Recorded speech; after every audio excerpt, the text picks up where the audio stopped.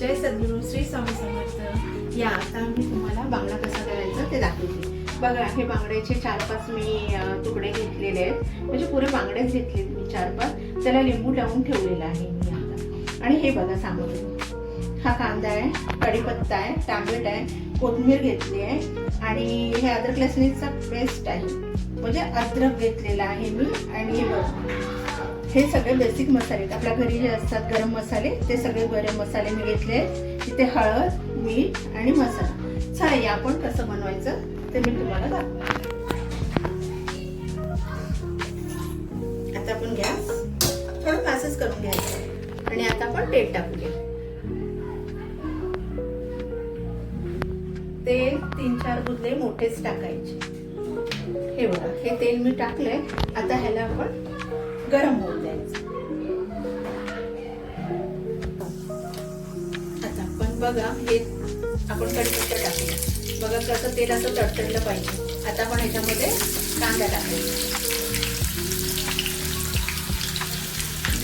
कांदा टाकून आपण थोडंसं हलवून घेऊ। हे कांदे 2 घेतले, छोटे छोटे कांदे 2 घेतले आहेत। थोडीशी चिमूटभर पहिली आपण हे टाकायचं, कोथिंबीर टाकायची थोडी आणि हलवून घ्यायची चांगली। आणि हे ब्राऊन होऊन जाईल। हे आपण आता अद्रक टाकणार आणि ते चांगलं फिरवून घ्यायचं। अद्रक टाकले तर हे धनेजिऱ्याची पावडर आणि हे आपले गरम मसाले। हे मी गरम मसाले 1-1 चमचा घेतला आहे।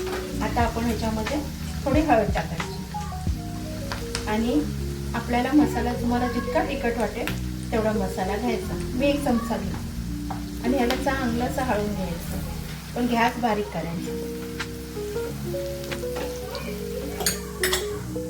आता आपण हे टॅमॅटो टाकून घ्यायचं।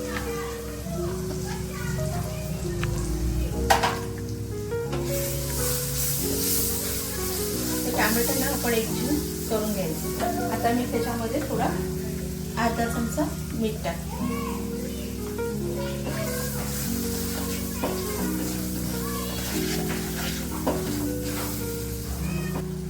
आता हे बघा,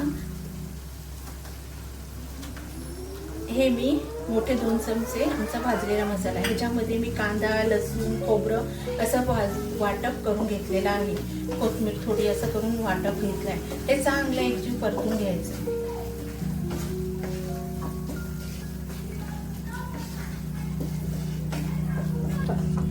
आता आपण ह्याच्यामध्ये थोडंसं पाणी टाकायचं। हे बघा, हे पाणी टाकलंय मी, थोडा अर्धा ग्लासच टाकायचा, जास्ती टाकायचं नाही, कारण की हे मी घट्ट बनवते, अशा पाण्यासारखं नाही बनवत मी, हे घट्ट बनवते। आता हे झालं ना की ह्याला थोडंसं आपण 10 मिनिटं अगदी झाकण मारून ठेवायचं। हे बघा, आता हे मसाल्याने आपलं तेल सोडलं आहे। आता आपण ह्याच्यामध्ये हे बांगडा टाकायचा।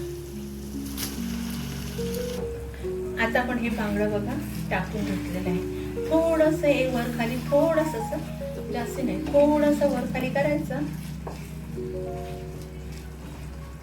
हे तुम्ही बघू शकता किती सुंदर आणि छान झाले। आता ह्याच्यात थोडीशी कोथिंबीर टाकायची गार्निशिंगला आणि हे आपण 5 मिनिटं उघड टाकून ठेवायचं। 5 मिनिटांनी आपला बांगडा तयार। हे बघा, हे आता आपला बांगडा फ्राय पण झालेला आहे। बघा कसं तेल होऊन तरी मस्त सुटली। हे पण तुम्ही करून बघा, खूप छान आणि मस्त लागतं। आमच्या घरच्यांना खूप खूप आवडतंय। आमच्या चॅनलला सबस्क्राईब करा आणि शेअर करा। श्री स्वामी समर्थ आणि असंच प्रेम आपलं राहू द्या।